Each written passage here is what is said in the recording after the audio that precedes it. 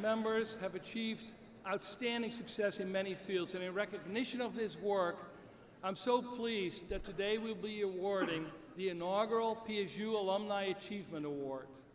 Tonight's award goes to a leading film animator and one of PSU's most accomplished graduates, Travis Knight.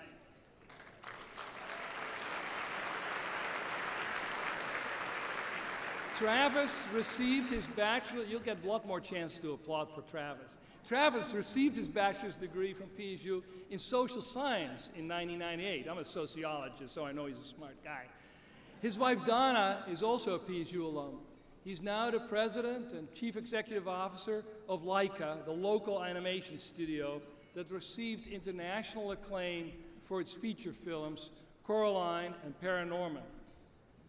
Now, Travis does stop-motion animation, which requires more patience than I can ever imagine having for anything. And he leads his studio in bringing handcrafted puppets to life. He's truly a visionary who's reviving Oregon's animation industry, and PSU is part of this growing film industry with a rapidly growing film major. The video we're about to see offers us a glimpse into the exceptional work of Travis Knight.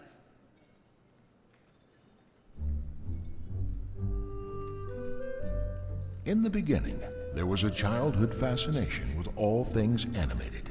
Like most kids, I really did have a deep love for animation. I was drawn to it. I love the Disney films.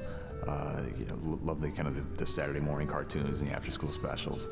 But probably more than anything else, I was really drawn to these Ray Harryhausen creature features.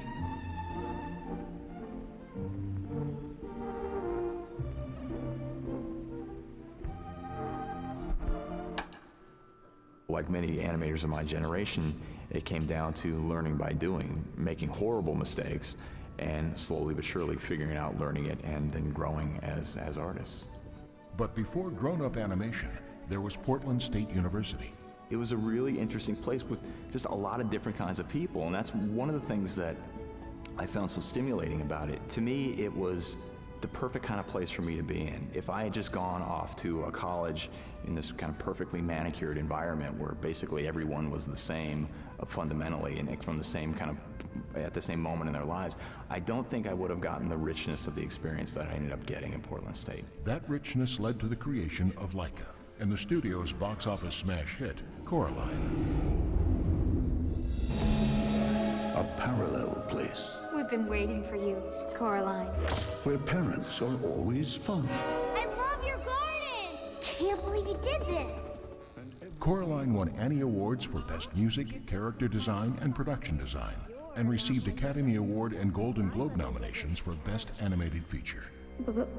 Buttons? Do you like them? I'm your other mother, silly.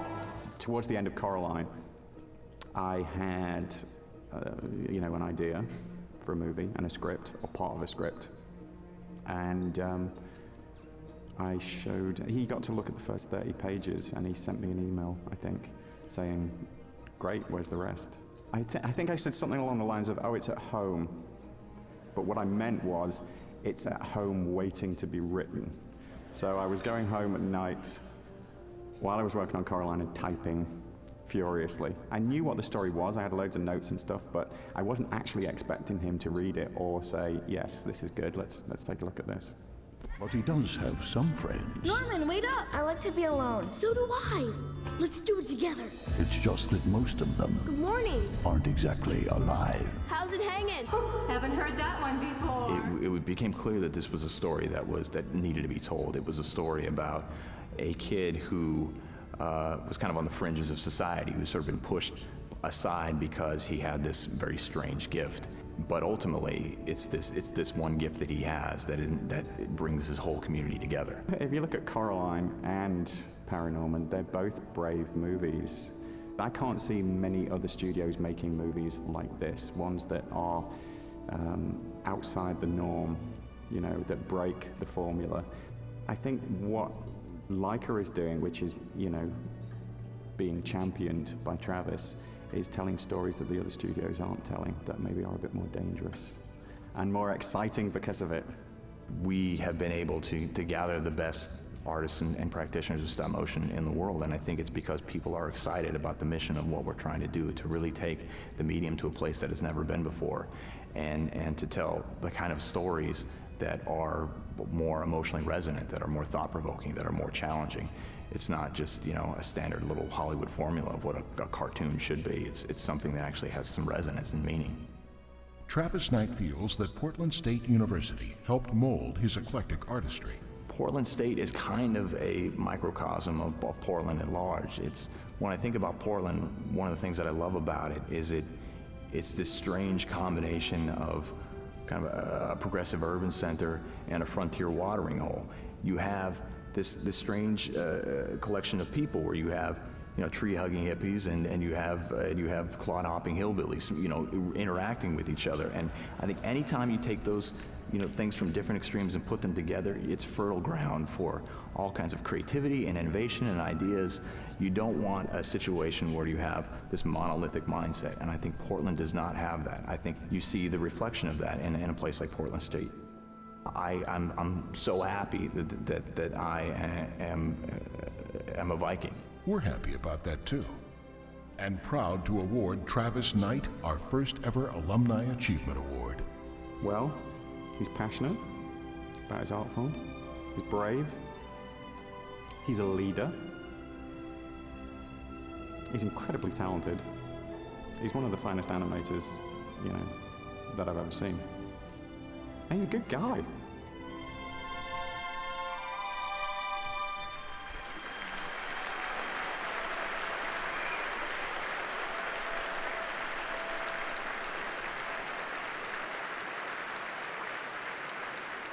Travis, please come to the stage to accept your Alumni Achievement Award.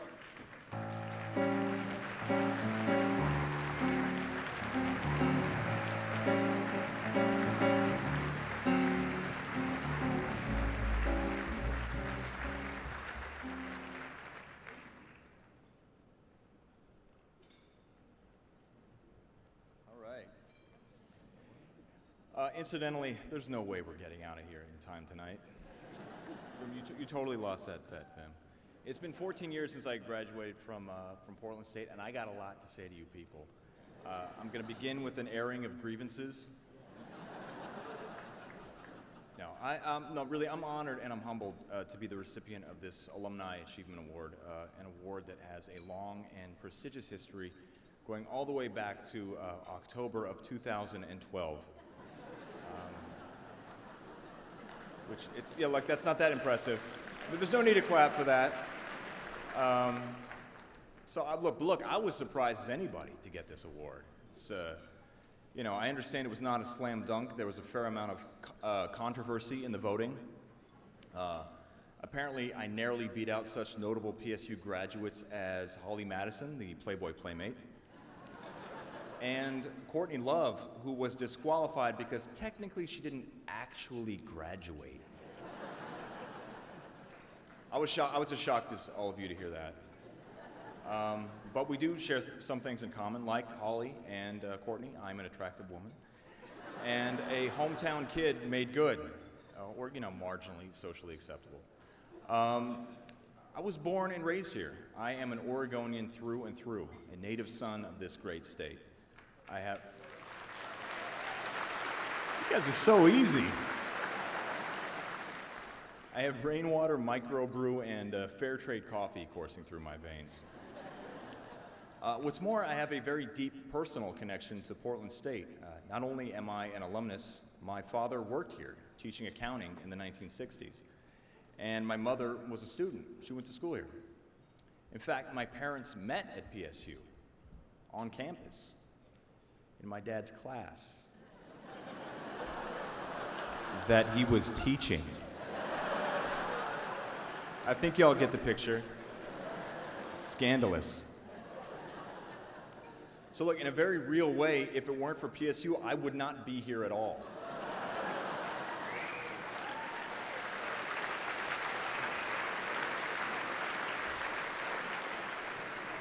So I suppose it's only natural that I ended up going to the school where the spark of my life began. When I started my first semester at Portland State, I really didn't know what was in store for me.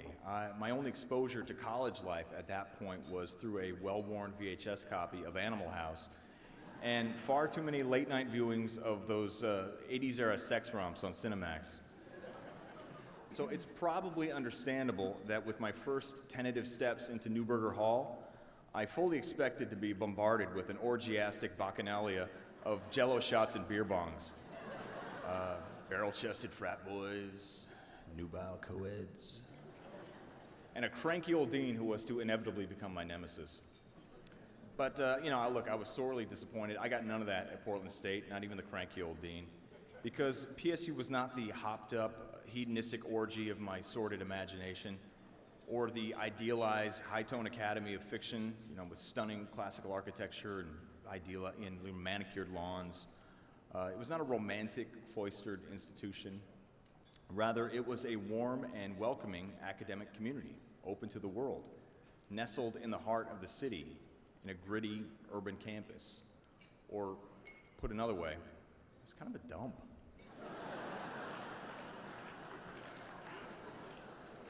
Graffiti daubed the grout of every funky bathroom on campus. The library study tables were coated slick with a thick umber patina of patchouli and hair grease. And those couches in Smith Center, filthy. I swear those things had not been steam cleaned since the Carter administration. Seriously, they're super gross. I think women have actually gotten pregnant just sitting on them. Not anymore, of course. Not now that Vim's in charge. That's ancient history. He cleaned all that up. But it actually goes to the core of what PSU is about, the legacy of Portland State. It's not a legacy of extravagance, but one of endurance. Not of luxury, but of tenacity. It all goes back to the beginning. Portland State was born at Vanport, for those who don't know. That's a city that doesn't even exist anymore. A city that was dramatically destroyed in the Great Vanport Flood of 1948. But despite that, the school refused to close. It picked up, it relocated, it moved on, it continued, and it was nicknamed the college that wouldn't die.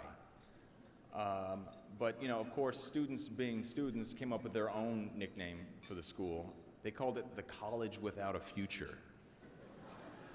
That's good. Very clever students. Kids. Those kids were wrong, as they often are, and the college did have a future. PSU did endure and evolve and thrive because, while we didn't have the finest amenities or creature comforts of some of our more well-heeled counterparts, Portland State typifies the best qualities of higher education, what college is really about. School is not a glitzy shell of glass and steel and molded polycarbonate, or an experience best defined by binge-drinking hacky sack or narco-fueled blackouts. What matters is what's inside those walls, in between those blackouts. What matters is the community that's cultivated within. And Portland State is not like other universities. It's special. It's an island of misfit toys, drawing people from all walks of life at all different stages of their lives. Would-be shoe moguls, and Playboy playmates, smack-addled rock stars, and budding movie moguls. Bring all of us together in a diverse and dynamic environment to interact, to debate, and to learn from each other. All of us came to Portland State because we were serious about trying to better ourselves, to find new opportunities, to gain new perspectives, to change our lives, and to become more than what we were. It's certainly true for me. The seeds of what I'd become and the company that I would create were sown during my time at PSU. Now, at the time, it was ridiculous for me to even imagine that I could at some point become some kind of an animation baron. I don't exactly fit the mold of an archetypal Hollywood executive. Diane will tell you, she knows. I mean, come on, seriously, look at me. I'm an Oregon boy with my graveyard tan. I'm practically transparent. I have rickets, I don't see the sun. And my non-fluoridated teeth.